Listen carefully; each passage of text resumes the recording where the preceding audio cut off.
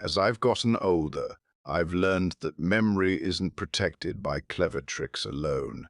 It's shaped quietly by how I live each day. Long before I worried about forgetting names or moments, these steady routines were already guarding what matters most. As I've gotten older, I've learned that memory doesn't fade all at once. It thins quietly when the mind is asked to hold too much without support. Long before I noticed any real forgetfulness, there was something else happening beneath the surface. My days had become scattered.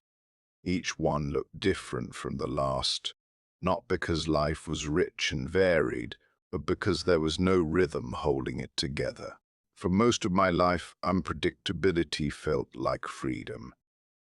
I resisted routine because I associated it with boredom or limitation. Structure seemed like something meant for children or institutions, not for someone who valued independence. I believed that staying flexible kept my mind sharp. What I didn't realize was how much energy that flexibility was quietly costing me. The mind works constantly to orient itself. When each day begins without familiar anchors, the brain must repeatedly answer the same questions. Where am I in my day? What comes next? What have I already done? Over time, this constant reorientation becomes exhausting. Memory doesn't fail because it is weak. It struggles because it is overloaded. I began to notice this in small ways, forgetting where I placed ordinary things, losing track of time in the middle of familiar tasks, feeling mentally tired without having done anything demanding. These moments weren't frightening at first, but they were unsettling. They suggested that my mind was working harder than it needed to. The shift began when I stopped thinking of routine as restriction and started seeing it as relief. I didn't impose strict schedules or rigid rules. Instead, I allowed gentle predictability to return. Mornings began to look similar again. I woke, moved, ate, and prepared for the day in roughly the same order, not by obligation but by choice. Almost immediately I felt a difference. My mind seemed to settle faster. There was less internal scrambling, less quiet confusion about what I was supposed to be doing. Familiar rhythms act like signposts for memory. When actions repeat in the same sequence, the brain doesn't have to work as hard to track them. It can rest in recognition. This doesn't dull the mind, it frees it.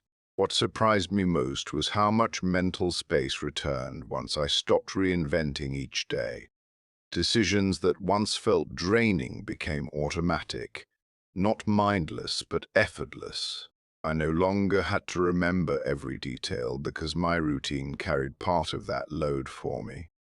Predictability also created emotional safety. When the day unfolds in familiar ways, the mind relaxes, anxiety decreases, and memory, which thrives in calm conditions, becomes more reliable. I wasn't remembering more because I was trying harder. I was remembering more because my mind wasn't constantly on alert. At the same time, I learned the importance of avoiding rigidity. Routine supports memory best when it remains flexible. Life still needs room for spontaneity, for surprise, for rest. When structure becomes too tight, it creates stress instead of relief. The key was consistency without pressure. I allowed certain parts of the day to remain open, afternoons especially. I didn't assign them purpose beyond being lived. This balance kept routine from becoming mechanical. My mind felt supported, not confined. Repeated cues also played a role. Placing items in the same spots, following similar paths through my home, using the same gestures to begin or end the day. These cues reduced the need for constant recall. The environment itself became a partner in memory. Over time, I noticed that forgetfulness no longer felt random. When I did forget something, it was usually on days when my rhythm was disrupted or rushed. This made the relationship between structure and memory unmistakable. The mind remembers best when it knows where it is. There was also dignity in this shift.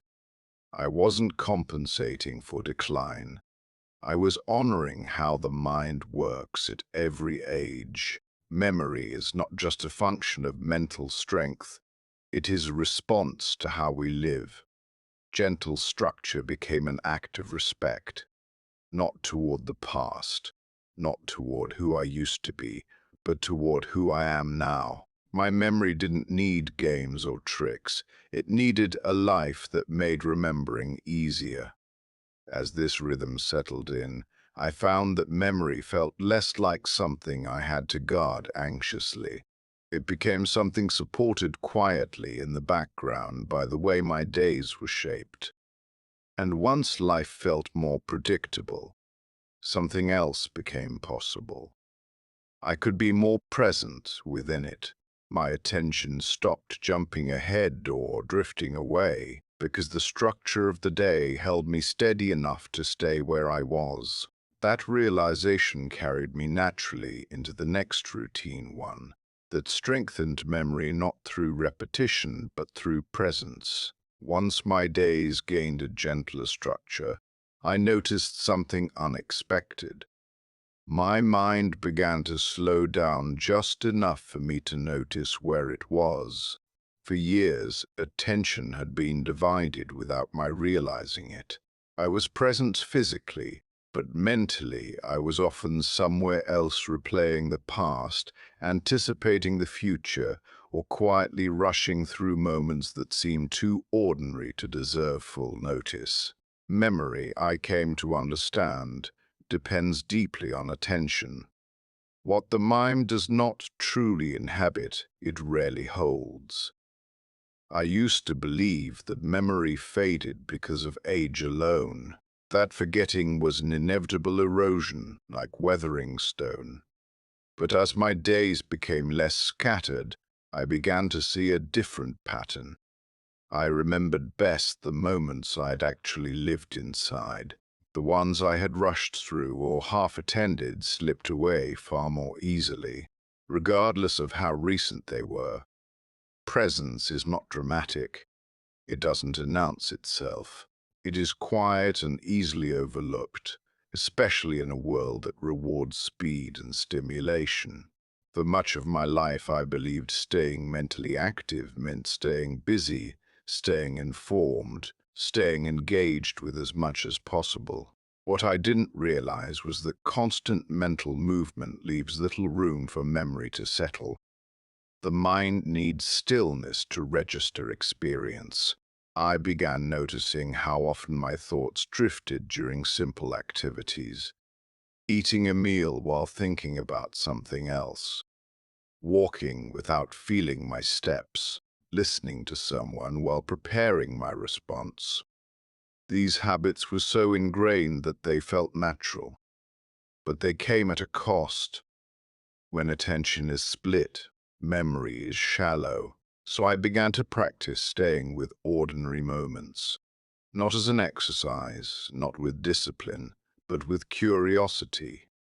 What did my tea actually taste like? How did the air feel when I stepped outside? What was the expression on the face of the person speaking to me? These were not special moments, they were everyday ones, and yet they became anchors. Presence gave my mind something solid to hold on to. Instead of memories feeling slippery or vague, they became grounded in sensory detail. I wasn't trying to remember more. I was simply paying attention while things were happening.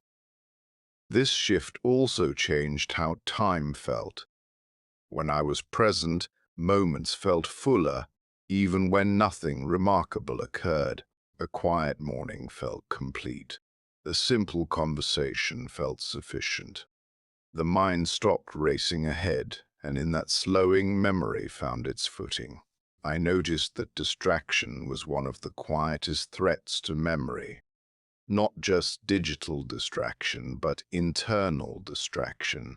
Worry, planning, self-criticism, all of these pull attention away from the present. When the mind is busy narrating, it is not absorbing. Memory suffers not because it is weak, but because it is crowded. Letting go of distraction didn't mean eliminating thought. It meant allowing thoughts to come and go without letting them dominate every moment. When I noticed my mind drifting, I gently returned to what was in front of me. The sound of a voice, the feel of a chair beneath me, the light in the room. These returns were small, but they added up. Presence will soften my relationship with forgetfulness. When I did forget something, I no longer immediately judged myself. I asked instead whether I had truly been present when it happened. Often the answer explained the lapse without blame. This reduced anxiety, which itself had been interfering with memory. There was a dignity in allowing attention to rest where life actually was. I stopped treating ordinary moments as obstacles between more important ones. I realized that memory doesn't distinguish between important and unimportant experiences. It remembers what was lived, not what was rushed. As presence became more natural, my confidence in my memory grew. Not because I was recalling more facts, but because I trusted that what mattered would stay with me. The mind remembers meaning more easily than noise. I also noticed how presence improved conversations. When I truly listened, I remembered people better. Their words, their tone, their stories. Connection deepened and memory followed. This revealed something important. Memory is not just a mental function. It is relational. That realization opened the door to the next routine. I began to see how deeply memory is strengthened through emotional connection. How shared moments, spoken stories, and human bonds give memory something to attach itself to. Presence prepared the ground. Relationship gave memory roots, and so my attention turned outward toward the people who shaped my days and the quiet ways they were already supporting my ability to remember. As presence became more natural, memory began to feel less like something fragile I had to protect, and more like something living, shaped by where I placed my attention and my heart. That was when I noticed another quiet truth. My strongest memories were rarely tied to facts or events alone. They were rooted in people, in voices, faces, shared moments, and feelings that lingered long after the details blurred. For most of my life, I thought of memory as something private, something that lived entirely inside my own mind. But aging gently corrected that belief. Memory is not only personal, it is relational. It is reinforced through connection, through being seen and heard, through the exchange of stories that give experiences meaning. I noticed this first in conversation. When I spoke with people who mattered to me, memories surfaced naturally. Stories I hadn't thought about in years returned with surprising clarity, not because I was trying to remember them, but because the emotional context brought them forward. Laughter unlocked details. Familiar voices carried cues my mind recognized instantly.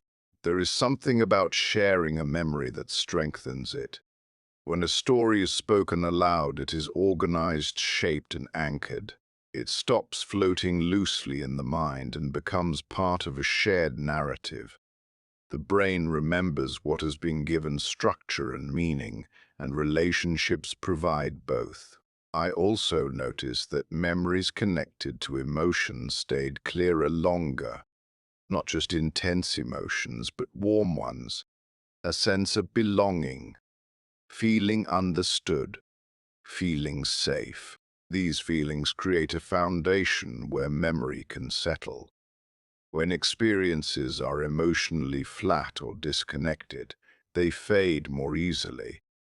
As I grew older, my social circle naturally changed. Some relationships drifted, others deepened.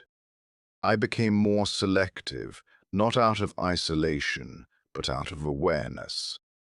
The heart and mind both respond best to connection that feels genuine. Forced interaction or surface-level engagement drained energy without offering the emotional reinforcement memory needs. Meaningful relationships encourage storytelling, not formal storytelling, but the natural sharing that happens when people feel comfortable together. Remember when this happened? Do you recall how we felt then? These exchanges weren't about accuracy, they were about connection. And through that connection, memory stayed active. I realized that memory does not thrive in isolation. It needs dialogue. It needs reflection. When memories are revisited in the presence of someone remain guarded. I listened, but I did not fully receive. My mind stayed on alert, anticipating reactions rather than absorbing experience. In those spaces, memory did not deepen. It skimmed the surface and moved on. The heart and mind were too busy protecting themselves to take anything in.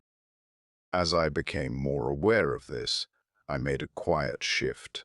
I invested more time and energy in relationships that allowed me to be present without performance, where I didn't have to explain myself repeatedly or defend my pace. In those spaces, memory felt effortless.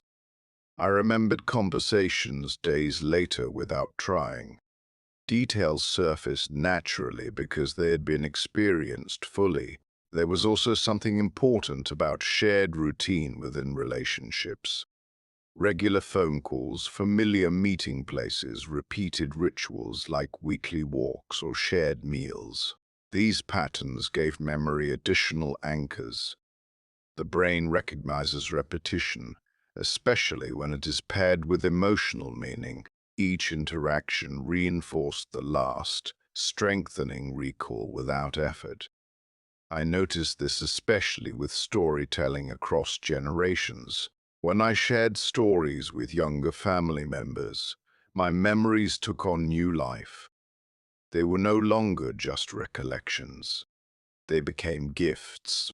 In telling them, I clarified details, reconnected with feelings, and organized events into narratives that made sense. Memory responded by becoming more accessible. Listening mattered just as much as speaking. When others shared their stories with me, I stayed present. I noticed expressions, tone, pauses. Those details stayed with me far longer than facts ever had. Emotional engagement created memory where passive listening would not have. There was also a deep sense of identity tied to this process. Memory is not only about recall, it is about continuity, about knowing who you are because you remember where you've been and who you shared life with. Relationships provide mirrors that reflect identity back to us. Without those mirrors, memory can feel untethered. As some relationships naturally faded with time, I allowed myself to grieve without panic. Loss does not erase memory, but it changes how it lives inside us. I found that remembering people through stories, letters, or shared rituals kept those memories alive without trapping me in sadness. Memory stayed connected to meaning rather than loss. I also learned that memory is strengthened when we allow ourselves to be emotionally affected. Many of us learn to contain emotion, to stay composed. But emotion is not the enemy of memory, it is its companion. When we allow ourselves to feel joy, tenderness, even gentle sadness, memory becomes richer, not weaker. Over time, this routine of meaningful connection changed how I felt about my memory overall. I stopped testing it, stopped measuring it against expectations. I trusted that what mattered would remain because it was woven into relationships, not stored in isolation. This trust brought relief. Memory no longer felt like something slipping away.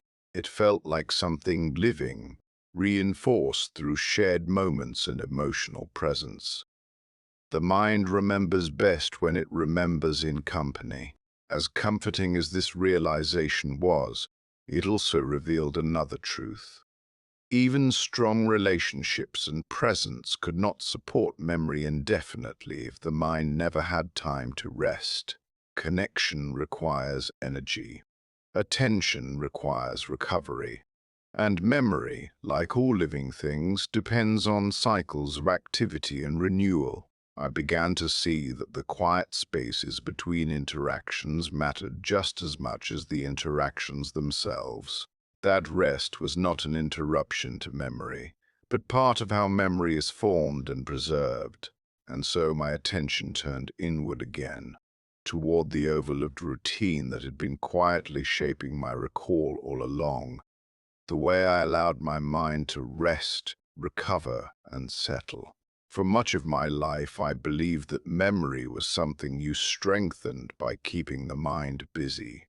Reading more, learning more, staying occupied. Rest, by contrast, felt passive, even unproductive. It wasn't until later years that I began to understand how deeply memory depends on what happens when the mind is allowed to be still. I first noticed the connection through fatigue, not the obvious kind that comes after a long day, but a quieter mental tiredness. On days when my mind felt crowded or rushed, recall became harder. Words hovered just out of reach. Names took longer to surface. Yet on days when I had rested well, memory felt smoother, more cooperative. This pattern repeated itself often enough that I could no longer ignore it. Rest is when the mind does its most important organizing work. When we are awake and engaged, experiences are gathered, but they are not fully processed. It is during rest, especially deep, unhurried rest, that the mind sorts, settles, and stores what has been taken in. Without that recovery time, memory remains cluttered, not lost, but inaccessible. Sleep became the first place I saw this clearly. Nights when I slept deeply were followed by days of mental clarity. Not sharpness in the youthful sense, but steadiness. Thoughts moved more slowly but more accurately. Memory didn't feel strained. It arrived when needed. I also noticed how sensitive my sleep was to the way I treated the hours before it. When evenings were rushed or mentally noisy, sleep stayed shallow. The mind carried the day forward instead of releasing it. On those nights, memory suffered the next day, not because anything had disappeared, but because nothing had been given time to settle. Gradually, I learned to create gentler transitions into rest. I allowed the day to end without abruptness. I stopped demanding answers from my mind late at night. I let unfinished thoughts remain unfinished. This was not neglect, it was trust. Rest extended beyond sleep. Quiet moments during the day played an equally important role. Sitting without stimulation, letting my eyes rest, allowing my thoughts to wander without direction. These pauses felt unfamiliar at first. I was used to filling every space, but once I allowed these moments, I noticed how my mind softened. Memory responded almost immediately. After quiet periods, recall felt easier. The mind seemed less cluttered, more open. It was as if rest cleared a path that memory could travel more freely. I also became aware of how emotional rest affected memory. Carrying unresolved tension into quiet moments kept my mind alert even when my body was still. Learning to set aside worry, even briefly, allowed true recovery to happen. This didn't mean solving every concern. It meant letting them rest alongside me. Rest without guilt was essential. When I rested while judging myself, the mind remained tense. Recovery requires permission. Once I stopped treating rest as something to justify, it became restorative rather than restless. I noticed that memory felt most reliable when rest was consistent, not occasional. Long stretches without rest led to gradual mental dulling. Regular pauses maintained clarity. This rhythm of engagement and recovery supported memory quietly without effort. As rest became part of my routine, my relationship with memory changed again. I stopped trying to hold on to everything. I trusted that what mattered would be sorted and stored naturally. The mind, when rested, knows what to keep. This trust reduced anxiety, which itself had been interfering with memory. Fear of forgetting creates tension. Tension crowds the mind. Rest releases both. By honoring recovery, I created conditions where memory could function without strain. Not perfectly, not endlessly, but reliably enough to support daily life with dignity. And yet, even with rest, memory can struggle if the mind is overwhelmed by worry, information, or self-criticism. I began to see how mental clutter crowded the space memory needed to breathe.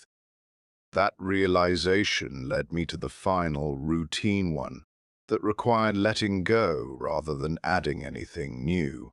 As rest became more consistent and my mind felt steadier, I noticed one final obstacle to memory that had been present for years, quietly taking up space.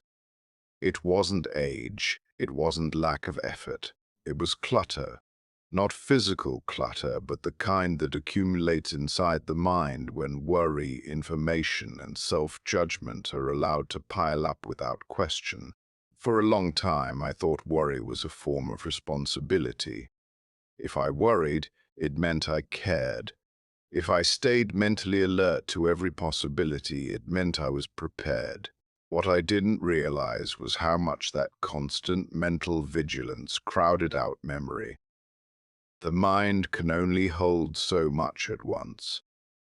When it is filled with worry, there is little room left for recall. I noticed this most when I felt anxious about my memory itself. The more I worried about forgetting, the harder it became to remember. Names hovered just out of reach. Simple details slipped away, not because they were gone, but because anxiety tightened my thinking. The mind does not retrieve information well when it feels under threat. Letting go of unnecessary worry did not happen all at once. It began with awareness. I started noticing how often my thoughts returned to the same concerns without resolution, replaying conversations, anticipating problems that had not occurred, criticizing myself for small lapses. None of this improved my situation. It only added noise. Mental clutter builds when thoughts are left unexamined. When every worry is given equal weight, the mind becomes crowded. Memory needs space, it needs calm. When the mind is overloaded, recall becomes unreliable, not because memory has failed, but because it is buried. I began practicing a gentle form of mental sorting, not problem solving, not analysis. Simply noticing which thoughts were useful and which were habitual. Some worries deserved attention, many did not.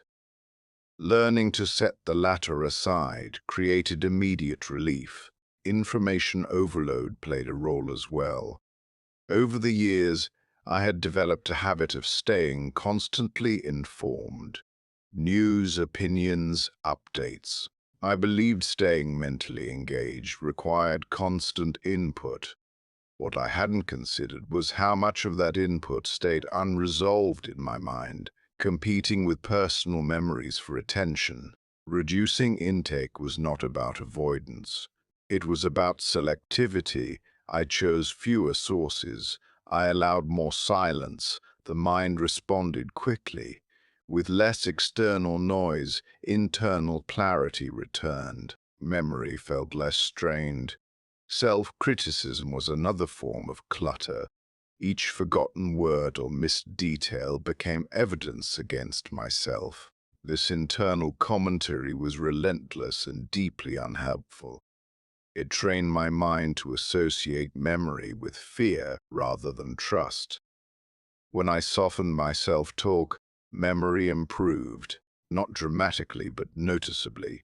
Without the pressure to perform, recall felt more natural. The mind works best when it feels safe.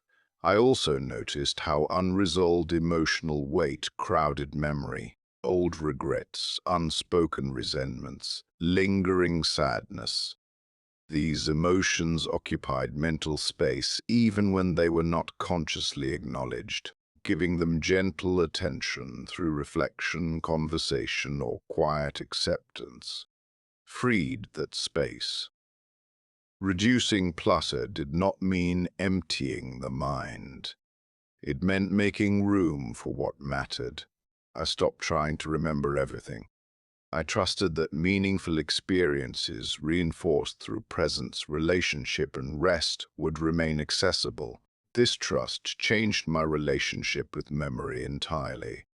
I no longer treated it as something fragile I had to guard anxiously. I treated it as something responsive, shaped by how I lived and how I treated myself. As worry loosened its grip, memory felt steadier, not flawless, not immune to time, but reliable enough to support daily life with confidence.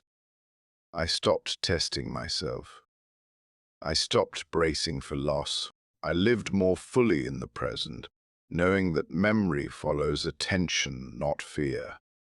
Looking back, I see how these routines work together. Predictable rhythms reduce strain. Presence deepens experience. Relationships give memory meaning. Rest allows sorting and storage. And releasing mental clutter gives memory room to breathe. None of these routines required effort or performance. They required gentleness. They required respect for how the mind actually works, especially as we age. As I've gotten older, I've learned that memory is not protected by games or tricks alone. It is guarded quietly by the life we create around it, a life with rhythm, presence, connection, rest, and clarity. And when those elements are in place, memory doesn't have to fight to stay. It settles naturally, held not by force, but by care.